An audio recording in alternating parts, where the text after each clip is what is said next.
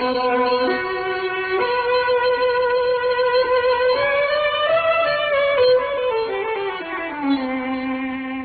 dear Mr. Sherlock Holmes, there has been a bad business during the night at 3 Lauriston Gardens off the Brixton Road. Our man on the beat found the door open and in the front room discovered the body of a gentleman bearing cards in his pocket bearing the name of Enoch J. Drebber, Cleveland, Ohio, USA. There had been no robbery, nor is there any evidence as to how the man met his death. Indeed, the whole affair is a puzzler. This intriguing letter from Inspector Gregson of Scotland Yard marked the very first occasion I was privileged to share the adventures of Sherlock Holmes.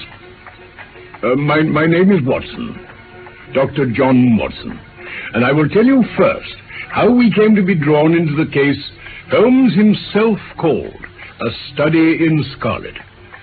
I'll just arrange my notes. It'll only take a moment.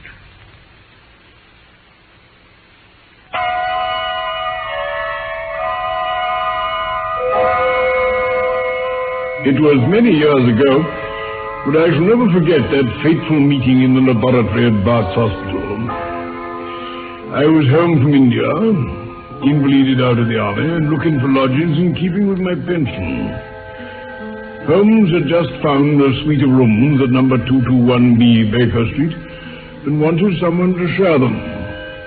I'd been warned he might prove a strange companion, and so he did.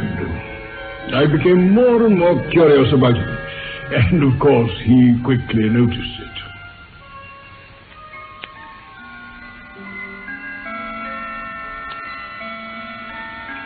I trust, Doctor, that these few weeks have not proved to you that I'm too difficult a fellow lodger after all. Oh, far from it, Holmes.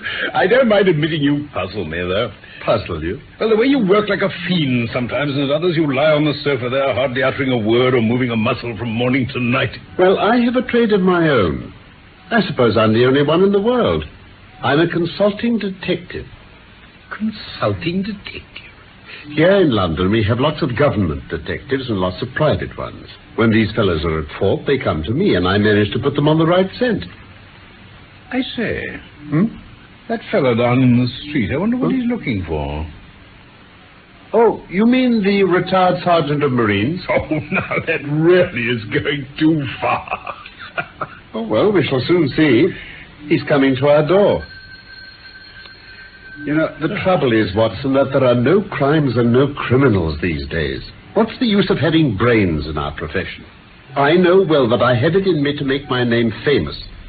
No man lives or has ever lived who has brought the same amount of study and of natural talent to the detection of crime which I have done. And what's the result? There is no crime to detect. A person to see you, Mr. Holmes. Oh, thank you, Mrs. Hudson. Come in. Letter by hand for Mr. Sherlock Holmes. Thank you. May I ask, my good man, what your trade may be? Commissioner, sir. Uniform away for repairs. And you were... Sergeant, sir. Royal Marine Light Infantry, sir. No answer. Very good, sir. Good day, gentlemen. Good day, son. Well, I'm blessed. Now, how in the world did you deduce that? Commonplace. Oh, but I said just now that there were no criminals. What? It appears that I'm wrong. Look at this. What? Would you mind reading it to me aloud? What is that? My dear Mr. Sherlock Holmes, there has been a bad business during the night at 3 Lauriston Gardens off the Brixton Road. Our man on the beat saw a light there about 2 in the morning, and as the house was an empty one, suspected that something was amiss. He found the door open and in the front room discovered the body of a gentleman, well dressed and having cards in his pocket, bearing the name of Enoch J. Drebber, Cleveland, Ohio, USA.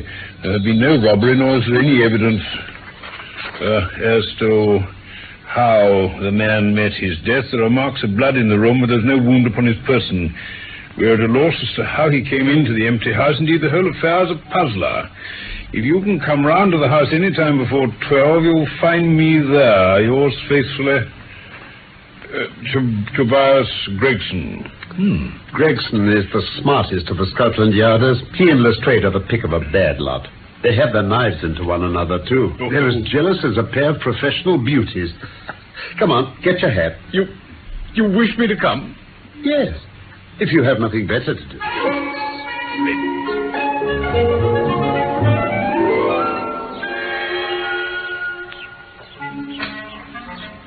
Here you are, Kevin.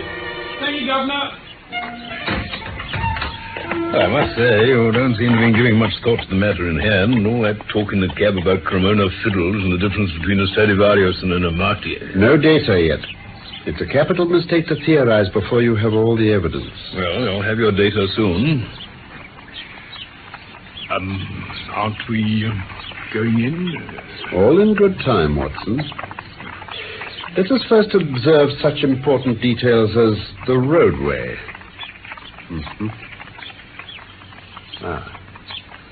The pavement. And the grass fringe. Yes, that is interesting.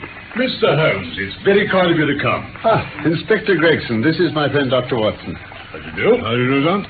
I've had everything left untouched. Except the pathway up to the house. Huh? If a herd of buffaloes had passed along, there couldn't be a greater mess. No doubt, however, you had drawn your own conclusions before you permitted this. Well, I've had so much to do inside the house, Mr. Holmes. My colleague, Mr. Lestrade, is here. I've relied upon him to look after the path. With two such men as yourself and Lestrade upon the ground, there will not be much for a third party to find out. Well, I think we've done all that can be done. It's a queer case, though, and, well, I know your taste for such things. Did you come here in a cab, Gregson? No, sir. Did Lestrade? No, sir. Then let us go and look at the room.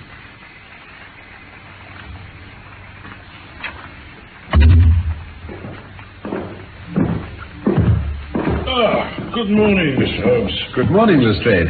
I think you've met Dr. Watson. Of course, it's your rooms. Yes, how do you do? This case will make a stir, sir. Beats anything I've seen, and I'm no chicken. You found no clue? None at all. You're sure there's no wound? There are splashes of blood all over the place. Do you want to examine the body, sir? Yes, just a quick look, I think. Yeah.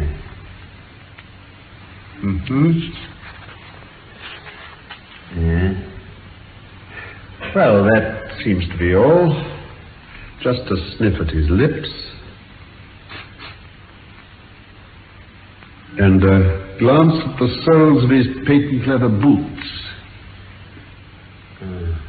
Yeah. Well, I think I've seen everything I need to see. He's not been moved at all. Well, no more than was necessary for the purposes of our examination. Then you can take him to the mortuary. There's nothing more to be learned. Right. Let's have the stretcher. Hello? What's that? Well, it's a ring. There's been a woman here. It's a woman's wedding ring. Well, this does complicate matters. Heaven knows they were complicated enough before. You're sure it doesn't simplify them? Simplify? All right, you can take him away. Yes, sir. Come, Gregson. There's nothing to be learned by staring at the ring. What did you find in his pockets? Gold watch and chain, gold ring with a Masonic device, gold pin, bulldog's head with rubies as eyes, cards of Enoch J. Drebber of Cleveland, corresponding with the EJD upon the linen. No purse, but loose money to the extent of £7.13. Oh, and two letters. One addressed to E.J. Drebber and one to Joseph Stangerson. At what address? American Exchange Strand, to be left till called for. They are both from the Guion Steamship Company and refer to the sailing of their boats from Liverpool to New York. Have you made any inquiries as to this man Stangerson? I did it once, sir. I've had advertisements sent to all the newspapers, and one of my men has gone to the American Exchange, but he has not yet returned. Have you sent to Cleveland? We telegraphed this morning. How did you word your inquiries? We simply detailed the circumstances and said that we should be glad of any information that could help us. You didn't ask for particulars on any point which appeared to you to be crucial. I asked about Stangerson. Nothing else? Is there no circumstance upon which this whole case appears to hinge? Will you not telegraph again? I've said all I have to say, Mr. Holmes. Mr. Gregson. I have just made a discovery of the highest importance, and one which would have been overlooked if I had not made a careful examination of the walls. Oh, Mr. Lestrade? And what is it? Look here, on this wall. Now, stand there. I'll strike a match. Look at that. What does it say? I can't quite see. R-A-C-H-E. Rache? What do you think of that? The murderer's written it with his or her own blood. You see this smear where it's trickled down the wall? That disposes of the idea of suicide anyhow. Hey, why was that corner chosen to write it on? I'll check it. You see that candle on the mantelpiece? Yeah. It was lit at the time, and if it was lit, this corner would be the brightest instead of the darkest portion of the wall. And what does it mean now that you have found it? Why, it means that the writer was going to put the female name Rachel, but was disturbed before he or she had time to finish. You mark my words, when this case comes to be cleared up, you'll find that a woman named Rachel has something to do with it. All very well for you to laugh, Mr. Sherlock Holmes. You may be very smart and clever, but the old hound was the best when all's said and done. Oh, I really beg your pardon, Lestrade. You certainly have the credit of being the first of us to find this out. And as you say, it bears every mark of having been written by the other participant in last night's mystery. I have not had time to examine this room yet, but with your permission I shall do so now. Now, where's my lens?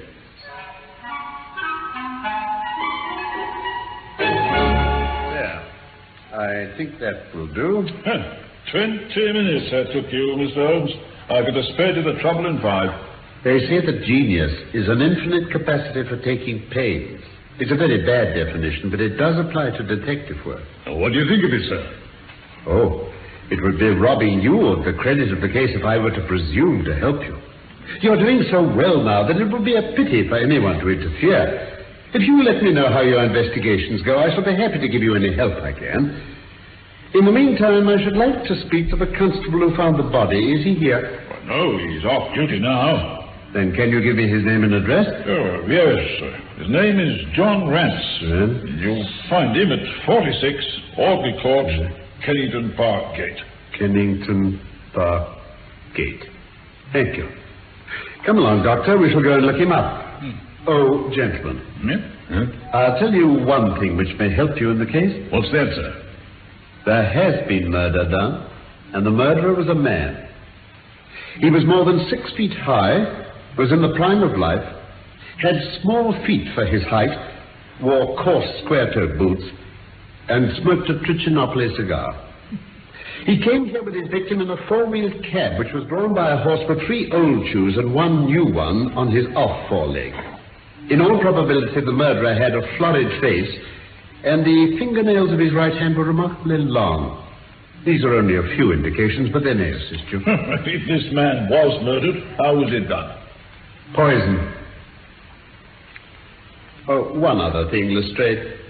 Don't waste your time looking for Miss Rachel. Rache is the German for revenge. Come along, Doctor. I have a telegram to send. I'm coming home.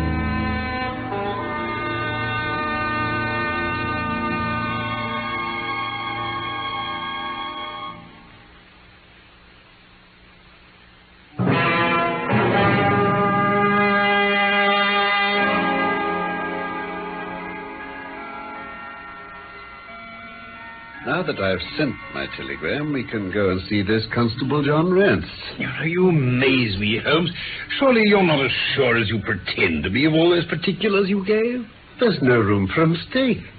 The very first thing which I observed on arriving there was that a cab had made 2 ruts with its wheels close to the curb. Now, up to last night, we've had no rain for a week, so that those wheels, which left such a deep impression, must have been there during the night. Since the cab was there after the rain began, and was not there at any time during the morning, I have Grayson's word for that.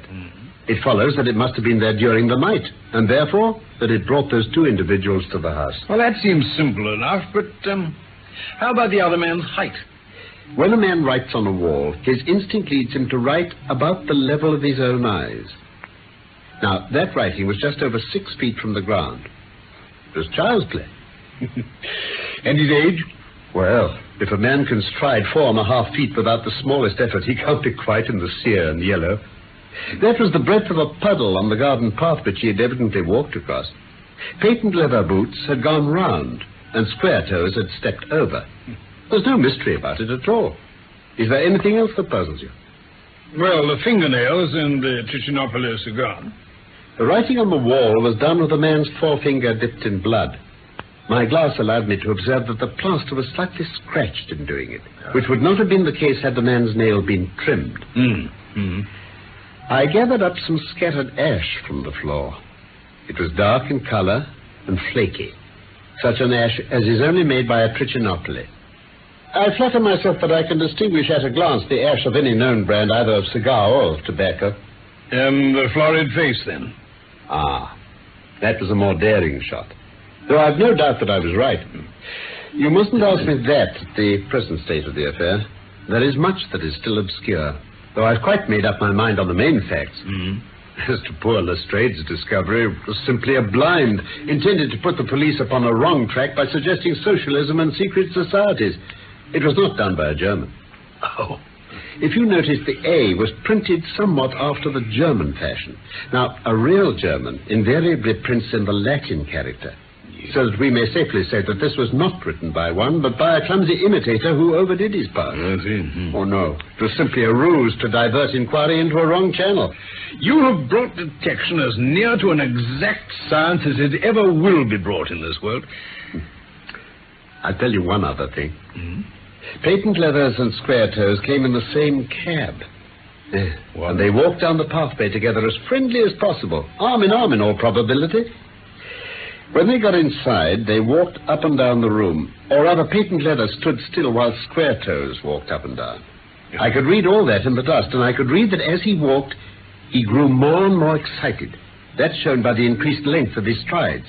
He was talking all the while and working himself up, no doubt, into a fury. Yes. Then the tragedy occurred. Well, I've told you all I know myself. For the rest is mere surmise and conjecture. We have a good working basis, however, on which to start. And now we must hurry, for I particularly want to visit Constable Rance in Kennington. Let's go find a cab.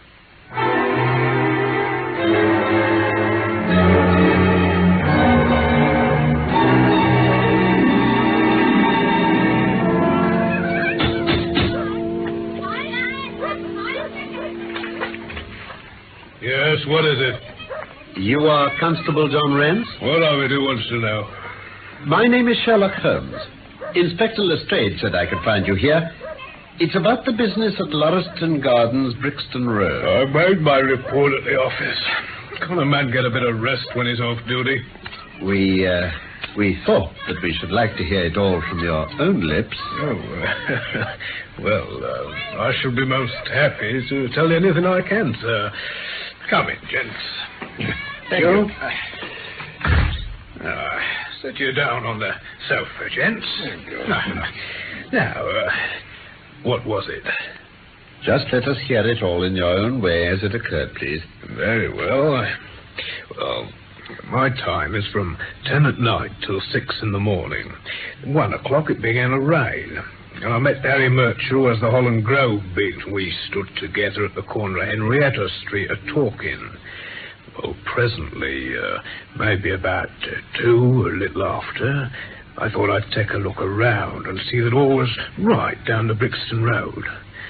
I was strolling down when suddenly the glint of a light caught my eye in the window of that same house. Now, I knew that them 2 houses in Lauriston Garden was empty, on account of him that owned them won't have the drains seen to, though the very last tenant that lived in one of them died of typhoid fever. When I got up to the door, all was quiet inside, so I went into the room where the light was a-burning. There was a candle flickering on the mantelpiece, a red wax one, and by its light I saw... Yes, I know all that you saw. You walked round the room several times, and you knelt down by the body, and then you walked through and tried the kitchen door, and then... Where was you hid to see all that? Seems to me that you knows a good deal more than you should. Here's my card. No, don't get arresting me for the murder. I'm one of the hounds, not the wolf. Mr. Gregson or Mr. Lestrade will answer for that. Go on, though. What did you do next? Went back to the gate and sounded my whistle. That brought Murcher and 2 more to the spot. Was the street empty then? Well, was as far as anybody that could be of any good goes. What do you mean? I've seen many a drunk chap in my time. I've never seen anyone so drunk as that cove. He was at the gate when I come out, leaning up against the railings, and I was singing at the pitch of his lungs about Columbine's newfangled banner and some such stuff. He couldn't stand for less help. What sort of a man was he? No, common drunk sort of man. He'd have found himself at the station if we hadn't been so took up. His face, his dress, didn't you notice them? Oh, I should think I did notice them, seeing that I had to prop him up. Me and Murcher between us. He was a long chap, a red face, the lower part muffled round. That'll do. What became of him? Well, he didn't have to do that looking after him. I'll wager he found his way home all right. How was he dressed? Brown overcoat. Had he a whip in his hand? A whip? No. He must have left it behind. You didn't happen to see or hear a cab after that? No. Well, there's half a sovereign for you. Oh. Oh, thank you, sir. I'm afraid, Rance, that you will never rise in the force. Huh? That head of yours should be for use as well as ornament. You might have gained your sergeant's stripes last night.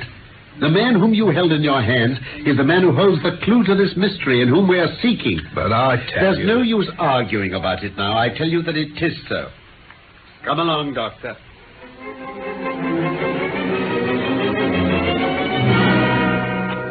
Blundering fool. Just to think of his having such an incomparable bit of good luck and not taking advantage of it. Holmes, I'm rather in the dark still. It's true that the description of this man tallies with your idea of the second part in this mystery. But why should he come back to the house after leaving it? The ring, man, the ring. That was what he came back for. If we have no other way of catching him, we can always bait our line with the ring. I shall have him, Doctor. I lay you 2 to 1 that I have him. I must thank you for it all. Me? I might not have gone but for you, and so have missed the finest study I ever came across. A study in Scarlet, eh? Yeah, why shouldn't we use a little art jargon? There's the scarlet thread of murder running through the colorless skein of life, and our duty is to unravel it and isolate it and expose every inch.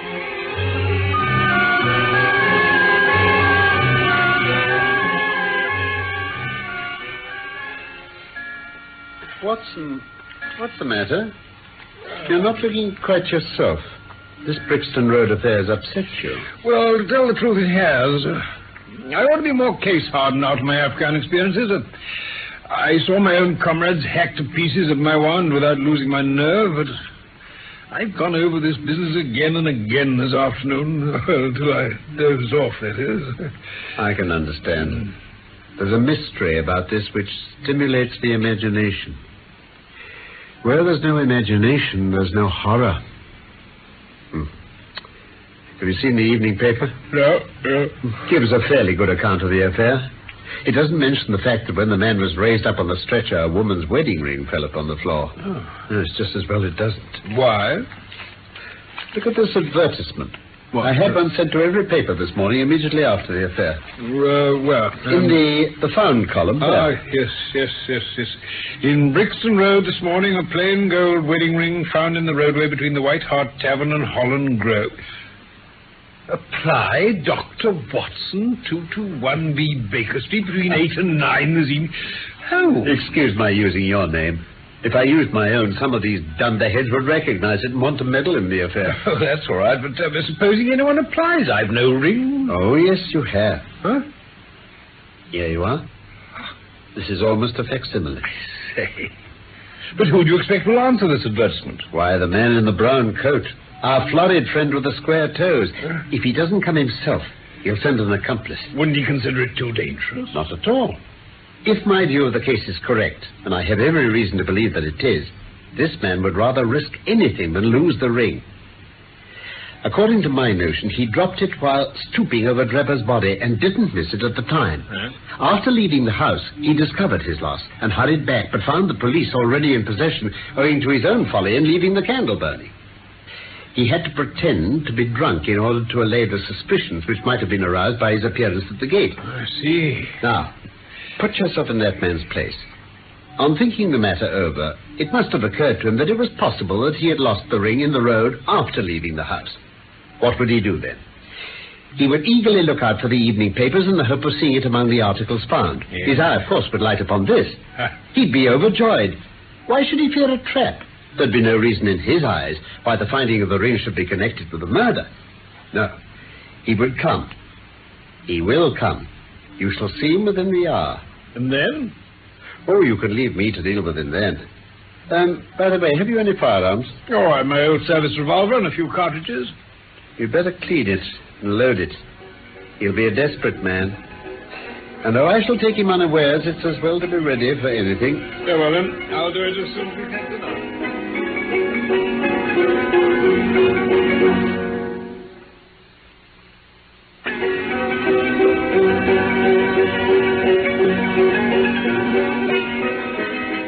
A Study in Scarlet was the first ever Sherlock Holmes story. It was written, of course, by Sir Arthur Conan Doyle. We present it in 3 parts, and you have just heard Part 1. My name is Norman Shelley. My friend Carlton Hobbs played Sherlock Holmes, and I was Dr. Watson. Michael Hardwick wrote our script for this BBC production from London. I look forward to the pleasure of your company again, very soon, for Part 2 of A Study in...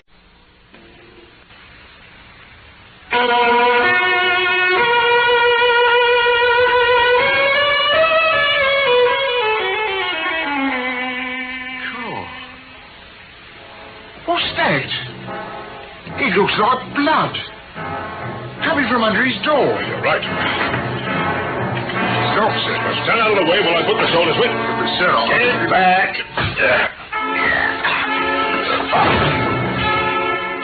Oh, I can't stay here. Let me pass. Let me pass. Each fresh turn of events posed some new problem in the adventures of Sherlock Holmes. I'm Watson, Dr. Watson. And I've already told you how Holmes and I met and became involved in our first case together, the Study in Scarlet. I'll just get my notes and then I'll refresh your memory and I'll tell you what happened next.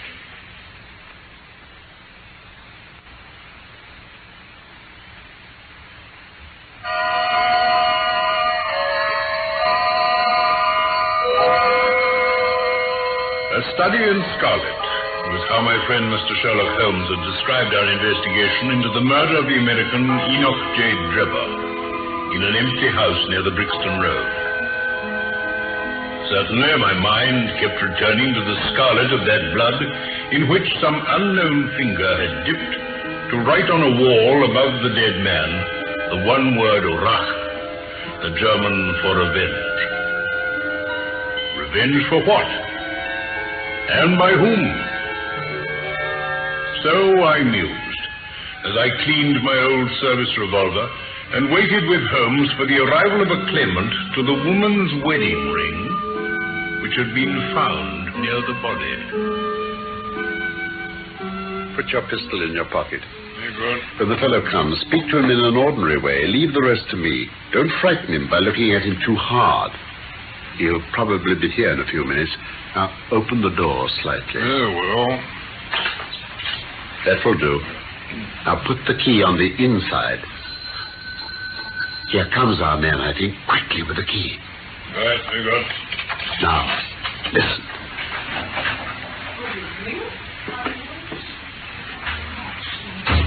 Oh, Dr. Watson, yes, will you just follow me?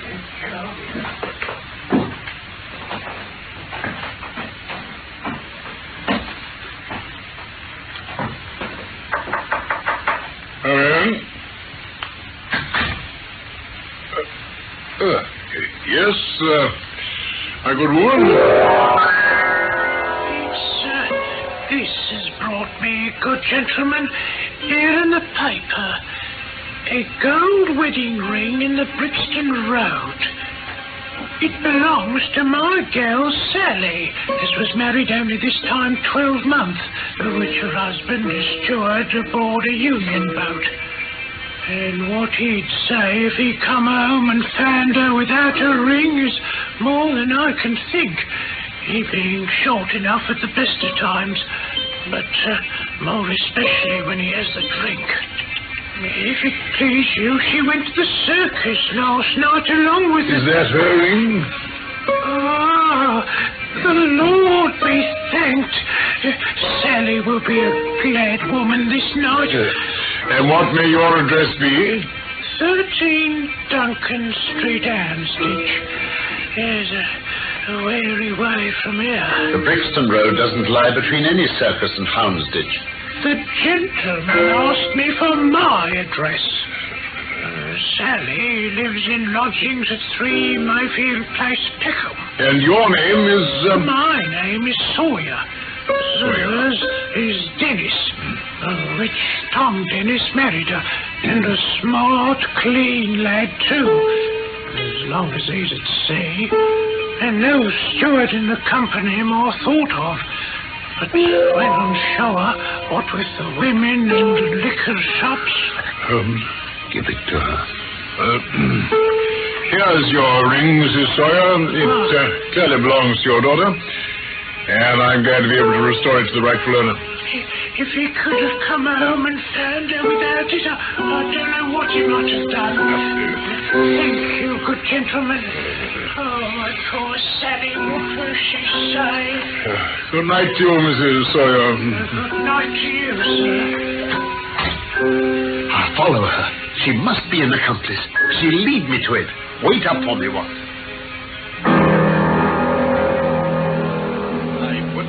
The Scotland Yarders know it for the world, Watson. Well, they'd never let me hear the end of it. What is it, Holmes? Where have you been? It's just gone midnight. Oh, I don't mind telling a story against myself.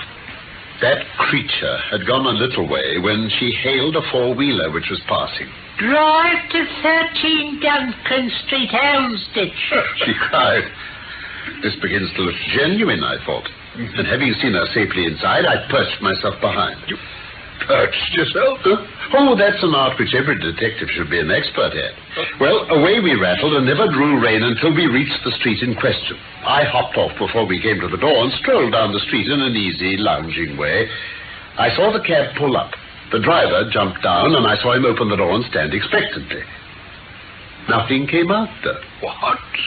When I reached him, he was groping about frantically in the empty cabin, giving vent to the finest assorted collection of oaths that I ever listened to. There was no sign or trace of his passenger, and I fear it'll be some time before he gets his fare. On inquiring at number 13, we found that no one of the name either of Sawyer or Dennis had ever been heard of there. But you don't mean to say that tottering, feeble old woman was able to get out of the cab while it was in motion without either you or the driver seeing her? Old woman be damned. We were the old women to be so taken in. He must have been a young man, and an active one, too, besides being an incomparable actor. The get-up was inimitable. He saw that he was followed, no doubt, and used this means of giving me the slip. It shows that the man we're after is not as lonely as I imagined he was, but has friends who are ready to risk something for him. Now, Doctor, you're looking done up. As you say, it's gone midnight. Take my advice and turn in. Yes, I think I will. You turning in too? Oh, not yet a while, I fear. Good night. There's a strange problem still to unravel. A very strange problem indeed. Well, Holmes, the papers are certainly full of it today. The Brixton Mystery, they're calling it. Well, in that case, my dear Watson, pray post me up while I demolish this fourth egg. Oh, very well, Holmes. The deceased was an American gentleman who'd been residing for some weeks in the metropolis. He'd stayed at the boarding house of Madame Charpentier in Torquay Terrace, Camberwell. He was accompanied in his travels by his private secretary, Mr. Joseph Stangerson. The two bade adieu to their landlady upon Tuesday the 4th inst and departed to Euston Station with the avowed intention of catching the Liverpool Express. They were afterwards seen together upon the platform. Nothing more was known of them until Mr. Drebber's body was, as recorded, discovered in an empty house in the Brixton Road, many miles from Euston. We're glad to learn that Mr. Lestrade and Mr. Gregson of Scotland Yard are both engaged upon the case, and it is confidently anticipated that these well-known officers will speedily throw light upon the matter. I told you that whatever happened to Lestrade and Gregson would be sure to score. That depends on how it turns out. Oh, bless you, it doesn't matter in the least. If the man is caught, it'll be on account of their exertions. If he escapes, it'll be in spite of their exertions. It's heads I win and tails you lose. What on earth is that? Well, it's the Baker Street Division of the Detective Police Force. The what? Attention! Come along now, get into line quickly. In future, you will send up Wiggins alone to report, and the rest of you must wait in the street. Now, have you found it, Wiggins? No, sir, we ain't. I hardly expected you would. You must keep on until you do, though. Well, here are your wages. Now, off you go, and come back with a better report next time. Yes, sir. Come on, all of you. Double march. There's more work to be got out of one of those little beggars than out of a dozen of the force. Are you employing them on this Brixton case, then? Yes. There's a point which I wish to ascertain. It's merely a matter of time. Oh, Inspector Gregson, come in. Mr. Holmes, congratulate me. I mean, the whole thing is clear as day. You mean that you were on the right track? The right track? Why, we have the man under lock and key. And his name is? Arthur Charpentier, sub-lieutenant in Her Majesty's Navy. Well, take a seat and try one of these cigars. We're anxious to know how you managed it. The fun of it is that that fool Lestrade, who thinks himself so smart, has gone off upon the wrong track altogether. He's after the secretary, Stangerson, who had no more to do with the crime than the babe unborn. And how did you get your clue, Gregson? You remember the hat beside the dead man? Yes, by John Underwood and Sons, 129 Camberwell Road. Oh, I'd no idea you'd noticed that. Well, I went to Underwood and asked him if he'd sold a hat of that size and description. He looked over his books and came on it at once. He had sent a hat to Mr. Drebber, residing at Charpentier's boarding establishment, Torquay Terrace. Thus I got at his address. Smart. Very smart. I next called upon Madame Charpentier. I found her very pale and distressed. Her daughter was in the room, too, an uncommonly fine girl she is, I may add. Before I even started to question them, I felt that these people knew something about the matter. Have you heard of the mysterious death of your late boarder, Mr. Enoch J. Drebber of Cleveland? There, now, dear. Yes, sir, we have heard about it. At what o'clock did Mr. Drebber leave your house for the train? At 8 o'clock. His secretary, Mr. Stangerson, said there were 2 trains, one at 9:15 and one at 11. He was to catch the first. And that was the last you saw of him? Madam, I asked whether it was the last you saw of him. Yes. Yes, it was. Oh, Mother, no good can ever come of falsehood. We did see Mr. Drebber again, sir. You've murdered your brother. Arthur would rather we spoke the truth. You'd best tell me all about it. Half confidences are worse than none. Besides, you don't know how much we know already. Oh, your head be it, Alice. Perhaps you'd better leave us together. Yes, Mother. Now, sir, I had no intention of telling you all this, but since my poor daughter disclosed it, I have no alternative. Having once decided to speak, I will tell you all without omitting any particular. It's your wisest course, madam. Yes. Mr. Drebber had been with us nearly 3 weeks. He and his secretary, Mr. Stangerson, had been traveling on the continent. Yes. Mr. Stangerson was a quiet, reserved man. Oh, but his employer, I'm sorry to say, was far otherwise. He was coarse in his habits and brutish in his ways. How so? But the very night of his arrival, he became very much the worse for drink, and indeed, after 12 o'clock in the daytime, he could hardly ever be said to be sober. His manner towards the maidservant was disgustingly free and familiar. And worst of all, he assumed the same attitude towards my daughter and spoke to her more than once in a way which, fortunately, she's too innocent to understand. But on one occasion, he actually seized her in his arms and embraced her. Oh, his own secretary reproached him for it. But why did you stand all this? I suppose you can get rid of your boarders when you wish. Would to God that I'd given him notice on the very day he came. But it was a sore temptation. They were paying £1 a day each, and this is the slack season. I am a widow, and my boy in the Navy has cost me much. I acted for the best. This last was too much, however, and I gave him notice to leave on account of it. I see. Oh, my heart grew light as I saw him drive away. My son is on leave just now, but I did not tell him anything of all this. His temper is violent, and he's passionately fond of his sister. Well, when I closed the door behind them, a load seemed to be lifted from my mind. Yeah. Alas, in less than an hour there was a ring at the bell, and I learned that Mr. Drebber had returned. He was the worse for drink. He forced his way into the room where I was sitting with my daughter and made some incoherent remark about having missed his train. He then turned to Alice and before my very face proposed to her that she should fly with him. You are of age, he said, and there's no law to stop you. I have money and enough to spare. Never mind the old girl here, but come along with me now straight away. You shall live like a princess. Go on. Well, poor Alice was so frightened that she shrank away from him, but he caught her by the wrist.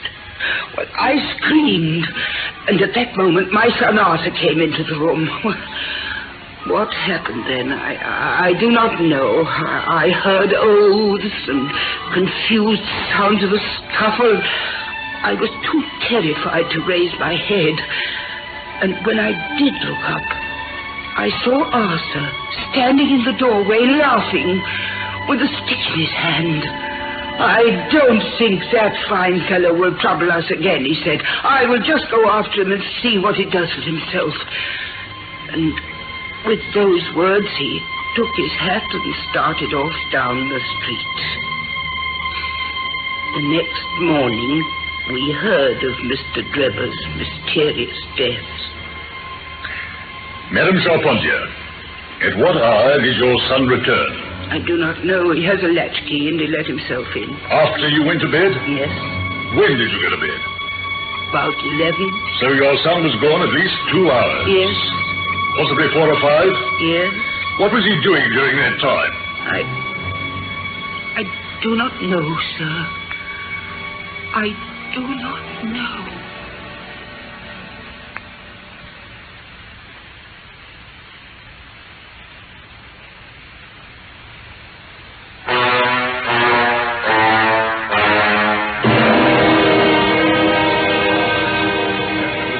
To be done. I found out where Lieutenant Charpentier was and arrested him. When I touched him on the shoulder and warned him to come quietly with us, he answered us as bold as brass, "I suppose you are arresting me for being concerned in the death of that scoundrel Drebber." We said nothing to him about it, so that his alluding to it had a most suspicious aspect. Very. He still carried the heavy stick which the mother described as having with him when he followed Drebber. What's your theory then, Inspector Gregson? Well, Mr. Holmes, my theory is that he followed Drebber as far as the Brixton Road. When there, some occasion arose between them, and in the course of which Drebber received a blow from the stick in the pit of the stomach, perhaps, which killed him without leaving any mark. The night was so wet that no one was about, so Charpentier dragged the body of his victim into the empty house. As to the candle and the blood and the writing on the wall and the ring, they may all have been so many tricks to throw the police onto the wrong scent. Well done. Really, Gregson, you're getting along. We shall make something of you yet. Well, I flatter myself that I've managed it rather neatly. The young man volunteered a statement in which he said that after following Drebber for some time, the latter perceived him and took a cab in order to get away from him. On his way home, Charpentier met an old shipmate and took a long walk with him. On being asked where this old shipmate lived, he was unable to give any satisfactory reply. Yes, I think the whole case fits together uncommonly well. What amuses me is to think of Lestrade, who had started off upon the wrong scent. I really won't make much of it. Why, by Jove, here's the very man himself. Come in, Inspector Lestrade.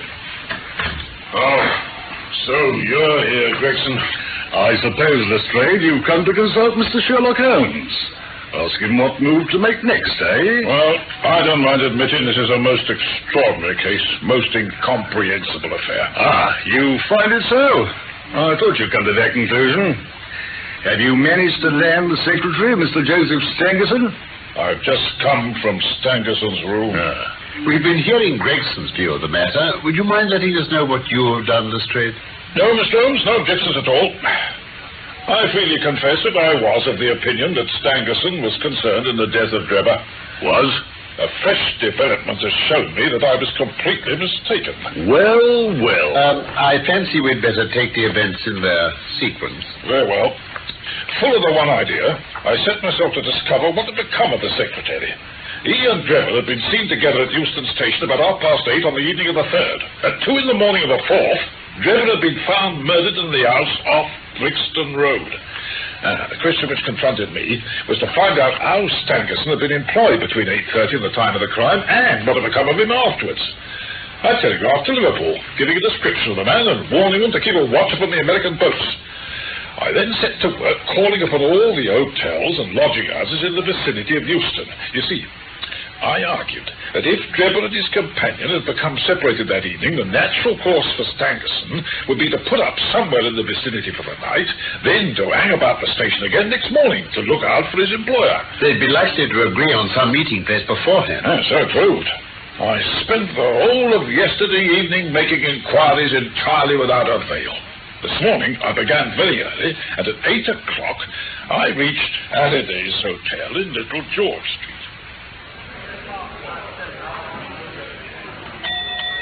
Good morning, sir. Can I help you? Yes, I'd like to know whether Mr. Stangerson is living here. Oh, certainly, sir. No doubt you're the gentleman he was expecting. He's been waiting here for a gentleman for 2 days. Yes. Where is he now? He's upstairs in bed. He wished to be called at 9. Well, I'll go up and see him at once, sir. Yes, sir. The Boots will take you. Boots? Yes? Good morning, sir. Take this gentleman up to Mr. Stangerson's room. Yes, would you follow me, sir? There's his room, sir, just along here. Thank you very much. Thank you, sir. Oh. What's that? It looks like blood. Coming from under his door. You're right. Stop, sir. Stand out of the way while I put the shoulders with. Sir, Get back.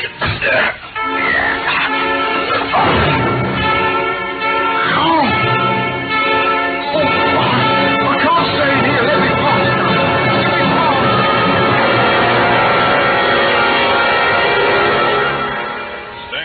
Been stabbed to the heart. Dead for some time. He bled profusely. But now comes the strangest part of the affair, Mr. Holmes. What do you suppose was on the wall? The word Rache, written in letters of blood. Well, that was it. Great heaven. Get on with the details, Lestrade. Well, the murderer was seen. A milk boy happened to walk down the lane at the back of the hotel. He noticed that a ladder, which usually lay there, was raised against one of the windows on the second floor, which was wide open. He looked back and saw a man descend the ladder. He came down so openly that the lad imagined him to be some carpenter or joiner at work. Took no notice beyond thinking it was early for anyone like that to be at work. And he has an impression that the man was tall, had a reddish face, and was dressed in a long brownish coat. Did you find anything in the room which could furnish a clue to the murderer? Nothing. Stangerson had 80-odd pounds in his pocket. Whatever the motive for these 2 crimes, it certainly wasn't robbery. There were no papers in the pockets, except a telegram, dated from Cleveland about a month ago, containing the words, J.H. is in Europe. There was no sender's name. And there was nothing else? Nothing of any importance. His pipe was on the chair beside the bed. There was a glass of water on the table.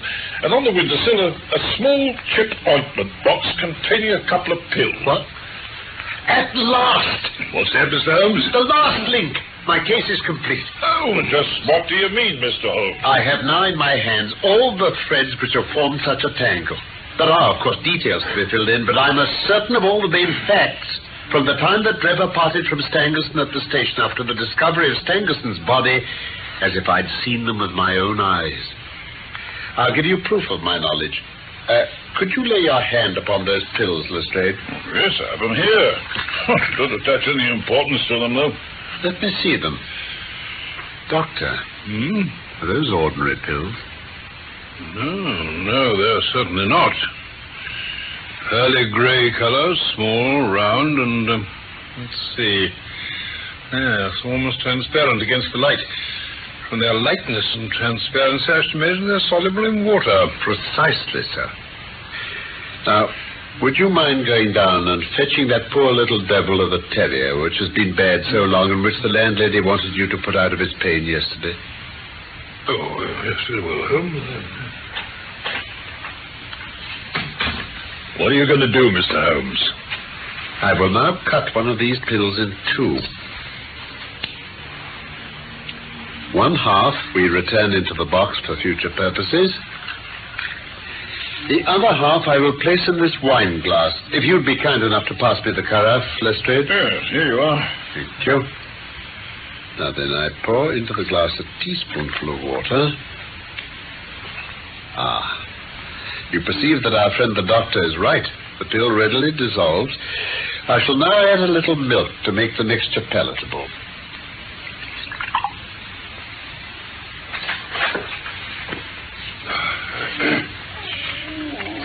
Here he is, poor old chap. Long past his allotted span, I'm afraid. Put him down on a cushion while I transfer this mixture to a saucer. Right. Now, poor old boy, here's a little drink for you.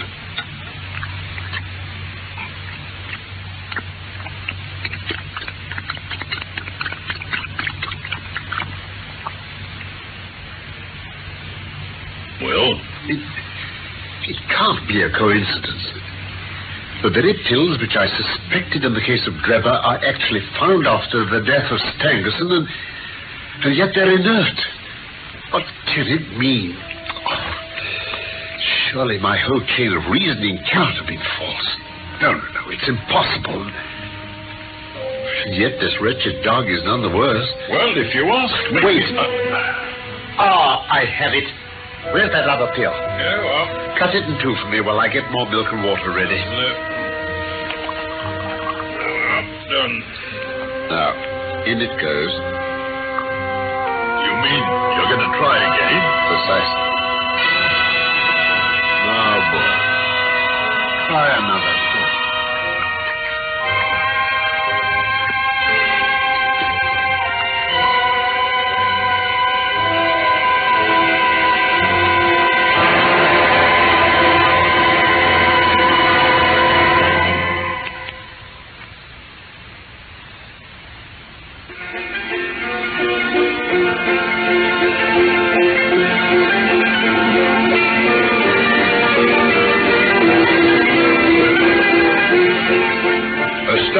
Scarlet was the first ever story of Sherlock Holmes from the inspired pen of Sir Arthur Conan Doyle. We are presenting it in 3 parts, and you have just heard Part 2. My real name is Norman Shelley. It was my friend Carlton Hobbs who played Sherlock Holmes. I was Dr. Watson. Michael Hardwick wrote the script for this BBC production from London. Of course, I look forward to the pleasure of your company again very soon for Part 3 of A Study in Scarlet.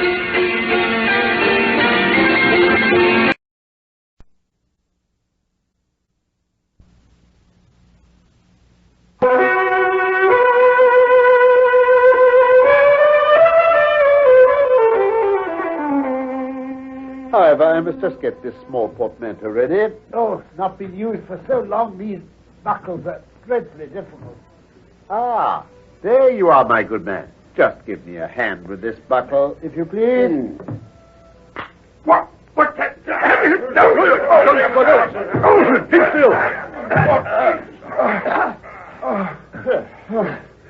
Gentlemen, the murderer of Enoch Drebber and Joseph Stangerson.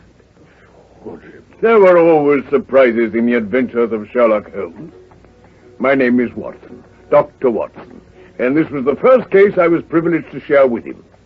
I've told you how it began, how it developed, and here I will tell you how Sherlock Holmes found the solution to his study in Scarlet. Just a moment to arrange my notes. Martinique, Tanzania, Dubrovnik, wherever your vacation plans take you this summer, Barclays Bank International has a special going-away present to make your travels completely free of money worries. Barclays Traveler's Checks. Barclays Traveler's Checks are the closest thing yet to an international common currency, accepted at face value throughout the world. And with over 5,000 Barclays offices around the world, all strategically located to serve you, they can easily be replaced at no cost to you should they be misplaced or stolen. Best of all, they're free at Barclays. As part of Barclays' good neighbor policy, you can get Barclays Traveler's Checks without paying a penny extra for commission. And when you think of all the places you plan to stay, the things you plan to do, and the things you plan to buy, that could come to quite a savings.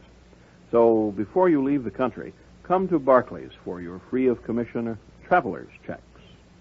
Your longest journey can begin with one short step to Barclays Bank, 208 South LaSalle Street, Chicago, and the world.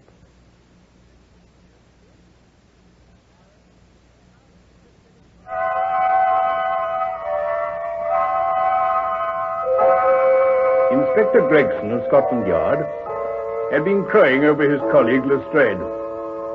While he, Gregson, had acted so decisively in arresting young Arthur Charpentier for the murder of Enoch Drebber, Lestrade, with the mere duty of questioning Stangerson, the dead man's secretary, had returned to 221B Baker Street with failure written all over his face.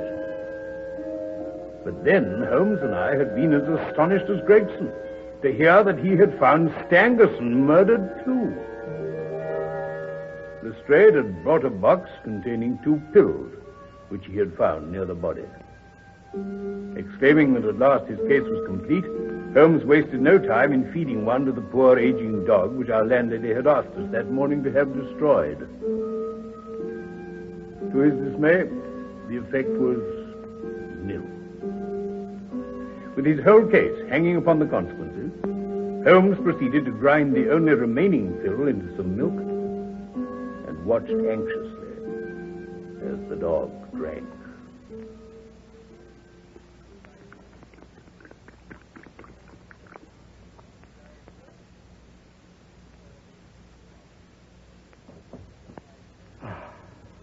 Poor old chap. He worked. I should have had more faith. Of the 2 pills in that box, one was of the most deadly poison and the other was entirely harmless. I ought to have known that before ever I saw the box at all. Holmes, if I may say so, any delay in arresting the murderer might give him time to perpetrate some fresh atrocity. There'll be no more murders. You've asked me if I know the name of the murderer. I do. What? The mere knowing of his name is a small thing, however, compared with the power of laying our hands upon him. This I expect very shortly to do. But how? I have good hopes of managing it through my own arrangements, but it's a thing which needs delicate handling. We have a shrewd and desperate man to deal with. At present, I'm ready to promise that the instant I can communicate with you without endangering my own arrangements, I shall do so. Well, I don't know about that. Would you? Sir, please, sir. What, sir? Yes, Wiggin? I've got the cab downstairs, sir. Good boy. Lestrade, Gregson. Yes? Why don't you introduce this pattern of handcuffs at Scotland Yard? See how beautifully the spring works? The cabman may as well help me with my boxes. Just ask him to step up, Wiggin. Yes, sir. Holmes, you never said anything about setting out on a journey. Nor I did, Watson. However, I must just get this small portmanteau ready. What is this, Mr. Holmes? Yes, Holmes, I really think you ought to... Oh, it's not been used for so long, these buckles are dreadfully difficult. Here, let me help you. No, the cabman can do it. Ah, there you are, my good man. Yes, Governor. Just give me a hand with this, Buckle, if you please. All right, sir. What's that? No,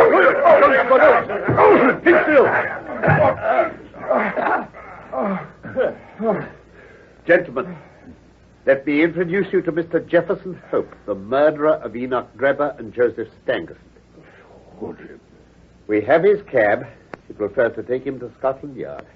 Jefferson Hope, I arrest you in the Queen's name for the murders of Enoch Drebber and Joseph Stangerson. And I must caution you that anything you say will be taken down and may be put in evidence. I've got a good deal to say.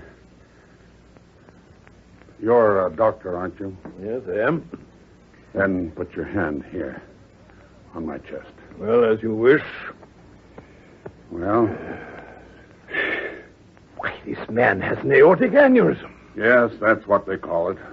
I went to a doctor last week about it, and he told me it is bound to burst before many days have passed. It has been getting worse for years. Dr. Watson. Yes, Inspector? Do you consider there is immediate danger? Most certainly there is. In that case, it's clearly our duty, in the interest of justice, to take his statement. Will you write it down, please, Mr. Lestrade? I have cautioned you, and you are at liberty to give your account, which this officer will take down. I understand. I'll sit down with your leave. By all means. Thank you. This aneurysm of mine makes me easily tired, and that tussle we had just now hasn't mended matters. I am on the brink of the grave, and I'm not likely to lie to you, gentlemen. Right. I'm ready. Proceed, then. It doesn't much matter to you why I hated those two men. It's enough that they were guilty of the death of two human beings, a father and a daughter, and that they had, therefore, forfeited their own lives. That girl was to have married me in America 20 years ago. She was forced into marrying that same Drebber and broke her heart over it. I took the marriage ring from her dead finger, and I vowed that his dying eyes should rest upon that very ring, and that his last thought should be of the crime for which he was punished.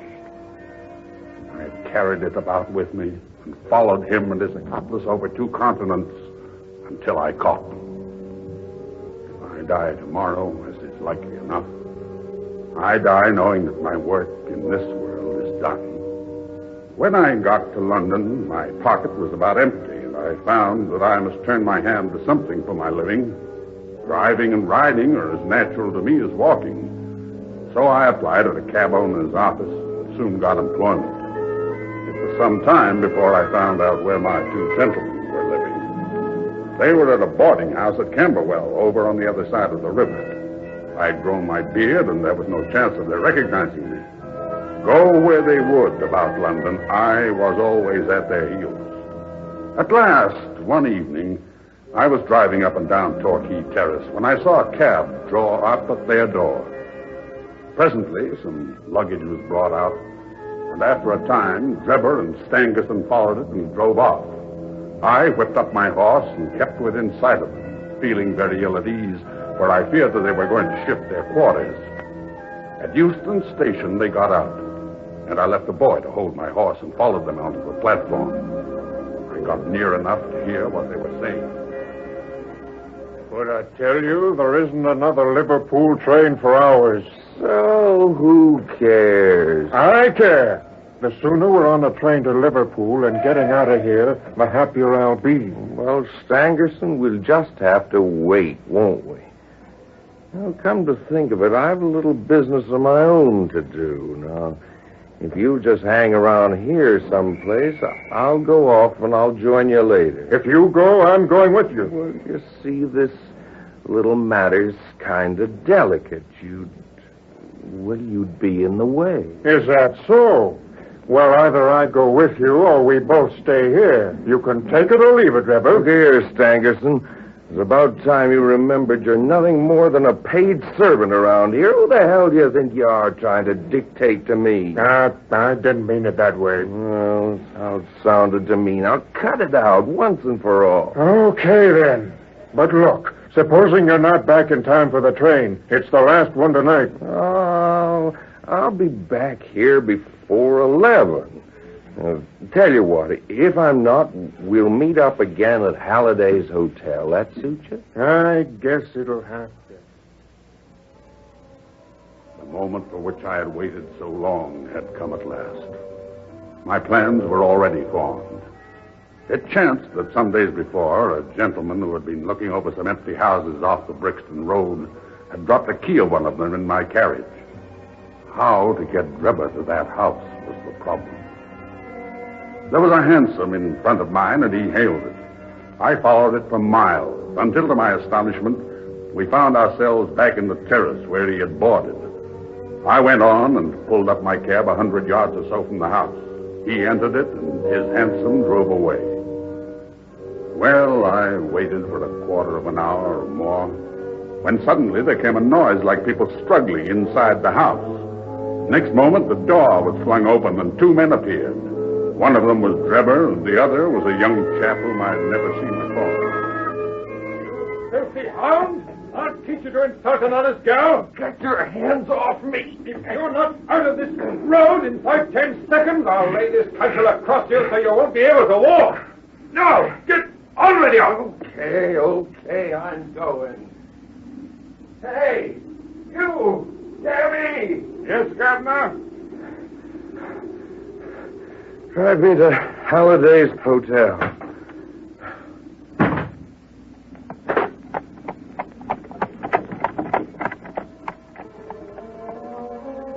When I had him fairly inside my cab, my heart jumped so much with joy that I feared lest at this last moment my aneurysm might go wrong. I was once janitor and sweeper out of a laboratory in the States. One day, a professor was lecturing on some alkaloid which was so powerful that the least grain meant instant death. When they were all gone, I helped myself to a little of it. I was a fairly good dispenser, so I worked this alkaloid into small soluble pills, and each pill I put in a box with a similar pill made without the poison. I determined that when I had my chance, my gentlemen should each have a draw out of one of those boxes while I ate the pill that remained. From that day, I had always my pillboxes about with me, and the time had now come when I was to use them. It was nearer 1:12, and a wild, bleak night blowing hard. My hands were trembling, and my temples throbbing with excitement. There was not a soul to be seen. When I looked in at the cab window, I found Drebber huddled in a drunken sleep. Come on there. Come on, wake up. Wake up, I say. What's the matter? Time to get out. Yeah, all right, Cabby. Now, you better follow me, sir. Is this the hotel? Halliday's? Oh, come along now, sir. I'll help you.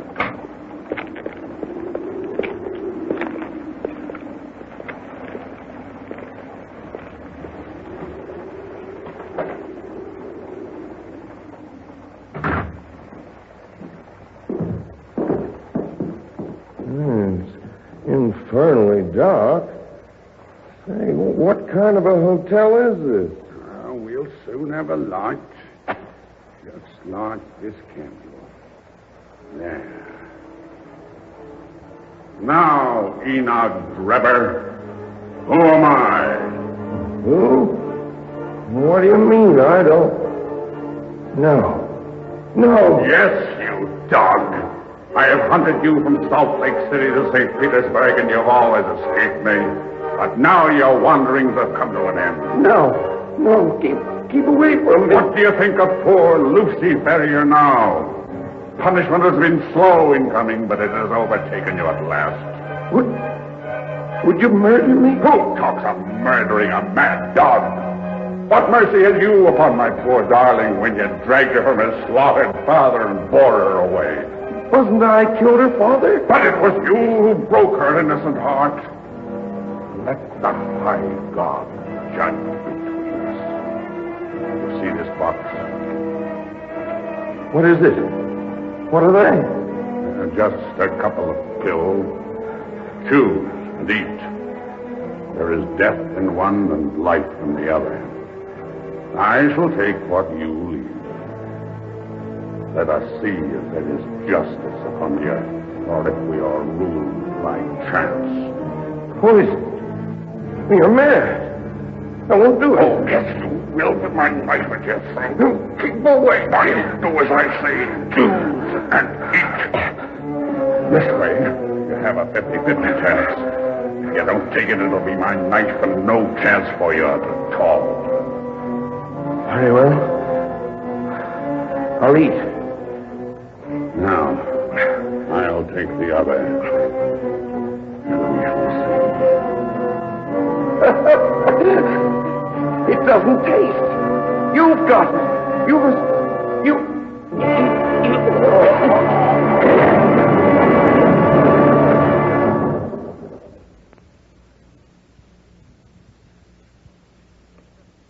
You're listening to The Adventures of Sherlock Holmes, being brought to you from the BBC over WFMT in Chicago, presented by Barclays Bank International, now offering Barclays traveler's checks free of commission, offering no-charge checking with a $300 minimum balance, offering you always a friendly cup of tea, and if you like, for your personal checks, a cameo of Sherlock Holmes imprinted in the top left corner. Barclays Bank International at 208 South LaSalle. I turned him over with my foot and placed my hand upon his heart. There was no movement. He was dead. The pulses in my temples were beating like sledgehammers, and I believe I would have had a fit of some sort if the blood had not gushed from my nose and relieved me. I remembered a German being found in New York with rash written up above him, and it was argued that the secret societies must have done it. I guessed that what puzzled the New Yorkers would puzzle Londoners, so I dipped my finger in my own blood and printed it on the wall. And then I walked down to my cab. I had driven some distance when I put my hand into the pocket in which I usually kept Lucy's ring and found it was not there. It was the only memento I had of her. Thinking that I might have dropped it when I stooped over Trevor's body, I drove back, and leaving my cab on a side street, I went boldly up to the house. I walked right into the arms of a police officer who was coming out.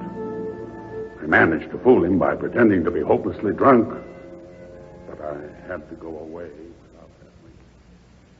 So much for Drimmer, then. How about Stangerson? Oh, I knew that he was staying at Halliday's hotel. Early next morning, I took advantage of some ladders which were lying in the lane behind the hotel, and so made my way into his room in the gray of the dawn. I woke him up and told him he was to answer for the life he had taken so long before. I gave him the same choice of poisoned pills. But he sprang from his bed and flew at my throat. In self-defense, I stabbed him to the heart. I see. You got all that, Mr. Lestrade? Every word. Well, is there anything you'd like to ask, Mr. Holmes? There's only one point on which I should like a little more information.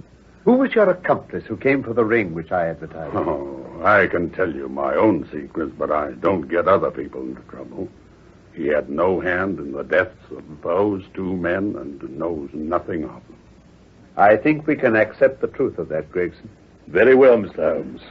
But now, gentlemen, the forms of the law must be complied with. On Thursday, the prisoner will be brought before the magistrates, and your attendance will be required. That's understood, Inspector. Until then, I will be responsible for him. Come along, if you please, Mr. Lestrade.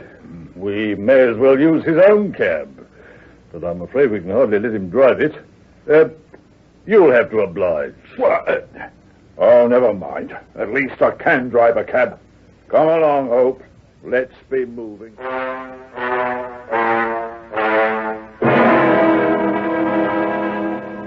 Yeah, what? Gregson and Lestrade will be furious about his death. Well, it was better for the poor devil to die in his cell than on the scaffold. His life was hanging by a thread. I fancy they won't see it that way. Where will their grand advertisement be now? how they must have been looking forward to the trial. I must admit it would have been pretty interesting. Never mind. I wouldn't have missed the investigation for anything. There's been no better case within my recollection. Simple as it was. Simple? Now, let me see if I can make it clearer. Now, this was a case in which you were given the result and had to find everything else for yourself. I approached the house with my mind entirely free from all impressions. I began by examining the roadway, and there, as I've already explained to you, I saw clearly the marks of a cab, which, as I ascertained by inquiry, must have been there during the night. Yes, just a moment. How could you know it was a cab and not a private carriage? By the narrow gauge of the wheels. The ordinary London growler is considerably less wide than a gentleman's brougham. I then walked slowly down the garden path, which happened to be composed of a clay soil, peculiarly suitable for taking impressions. There's no branch of detective science which is so important and so much neglected as the art of tracing footsteps. I saw the heavy footmarks of the constables, but I saw also the track of the two men who had first passed through the garden. It was easy to tell that they had been before the others, because in places their marks had been entirely obliterated by the others coming upon the top of them. In this way, my second link was formed, which told me that the nocturnal visitors were two in number. One remarkable for his height, as I calculated from the length of his stride, and the other fashionably dressed, to judge from the small and elegant impression left by his boots. What next? On entering the house, this last inference was confirmed. My well-booted man lay dead before me. The tall one, then, had done the murder, if murder there was. Having sniffed the dead man's lips, I detected a slightly sour smell, and I came to the conclusion that he'd been poisoned. I argued from the hatred and fear expressed upon his face that the poison had been forced upon him. And now came the great question as to the reason why. Robbery had not been the object of the murder, for nothing was taken. Political assassins, on the other hand, are only too glad to do their work and to fly. This murder had been done most deliberately, and the perpetrator had left his tracks all over the room. And the inscription on the wall? Was too obviously a blind. No, it must have been a private wrong, and not a political one, which called for such a methodical revenge. I was inclined from the first to suspect that a woman was in some way connected with it. And finding the wedding ring... That settled the question. However, I proceeded to make a careful examination of the room, which confirmed me in my opinion as to the murderer's height and furnished me with the additional details as to the Trichinopoly cigar. I had already come to the conclusion, since there were no signs of a struggle, that the blood which covered the floor had burst from the murderer's nose in his excitement. I could see that the track of blood coincided with the track of his feet. Now, as a medical man, Watson, you will agree that it is seldom that any man breaks out in such a way through emotion unless he's very full-blooded. Yes, quite true. So I hazarded the opinion that the criminal was a robust and ruddy-faced man. Yes, indeed he was. Quite so. Now, you will remember that I ascertained that when Gregson telegraphed to America, he had not inquired as to any particular point which might appear to be critical. Yes. Well, having left the house, I telegraphed to the head of the police of Cleveland, limiting my inquiry of the circumstances connected with the marriage of Enoch J. Drebber. Yes. The answer was conclusive. It told me that Drebber had already applied for the protection of the law against an old rival in love named Jefferson Hope, and that this same Hope was at present in Europe. I knew now that I held the clue to the mystery in my hand, and all that remained was to secure the murderer. All that remained? Oh, it wasn't so difficult. I had already determined in my own mind that the man who had walked into the house with Drebber was none other than the man who had driven the cab. The marks in the road showed me that the horse had wandered on in a way which would have been impossible had there been anyone in charge of it. Where then could the driver be unless he were inside the house? And, my dear Watson, supposing one man wished to dog another through London, what better means could he adopt than to turn cab driver? So you came to the conclusion that Jefferson Hope was to be found among the Jarvis of the metropolis. Oh, brilliant. Quite brilliant. Thank you, Watson. But what made you assume that having achieved his object, Jefferson Hope would go on being a cabbie? Why, he would have been foolish not to. Any sudden change on his part might have drawn attention to himself. I therefore organized my street Arab detective corps and sent them systematically to every cab proprietor in London until they ferreted out the man I wanted. Well, they certainly succeeded. But, Holmes, how about the murder of the other man, Stangerson? Ah, that incident was entirely unexpected. Through it, I came into possession of the pills, the existence of which I had already surmised. You see, the whole thing is a chain of logical sequences without a break or flaw. It's wonderful. Remarkable. You should be publicly recognized for this, Holmes. Oh.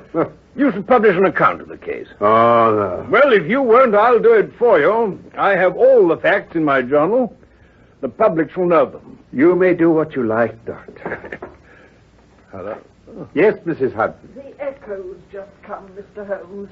Oh, just throw it down there, Mrs. Hudson. I'll look at it later. No, I'll have it, please. Oh, very good, sir. Thank you. Shall you be in to lunch, gentlemen? I fancy we shall. Thank you, sir. Thank you, Mrs. Hudson.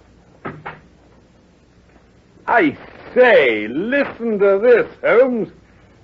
The public have lost a sensational treat through the sudden death of the man Hope, who was suspected of the murders of Mr. Enoch Drebber and Mr. Joseph Stangerson. The details of the case will probably never now be known, though we are informed upon good authority that the crimes were the result of an old-standing and romantic feud.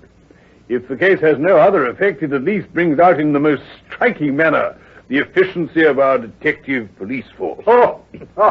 It is an open secret that the credit for this smart capture belongs entirely to the well-known Scotland Yard officials, Messrs. Gregson and Lestrade. Yes.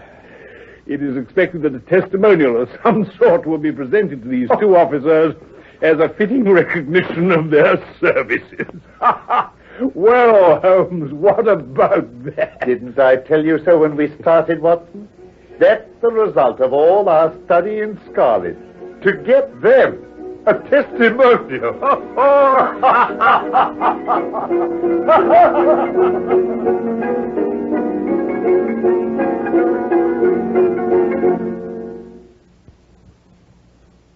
Martinique, Tanzania, Dubrovnik. Wherever your vacation plans take you this summer, Barclays Bank International has a special going-away present to make your travels completely free of money worries. Barclays Traveler's Checks. Barclays Traveler's Checks are the closest thing yet to an international common currency, accepted at face value throughout the world. And with over 5,000 Barclays offices around the world, all strategically located to serve you, they can easily be replaced at no cost to you, should they be misplaced or stolen. Best of all, they're free at Barclays. As part of Barclays' Good Neighbor policy, you can get Barclays Traveler's Checks without paying a penny extra for commission. And when you think of all the places you plan to stay, the things you plan to do, and the things you plan to buy, that could come to quite a saving. So before you leave the country, come to Barclays for your free of commission traveler's checks. Your longest journey can begin with one short step to Barclays Bank, 208 South LaSalle Street, Chicago, and the world.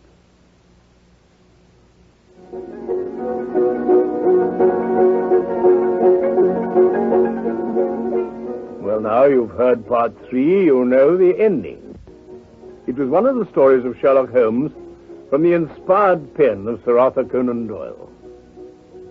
My name, my real name, is Norman Shelley. My old friend Carlton Hobbs played Sherlock Holmes, and I was Dr. Watson. Michael Hardwick wrote our script for this BBC production from London. And, of course, I look forward to the pleasure of your company again, soon, for more of the Adventures of Sherlock Holmes.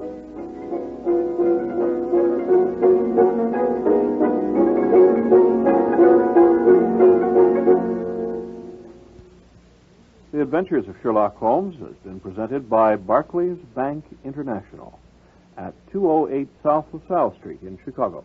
Barclays, not so much a bank as a way of life.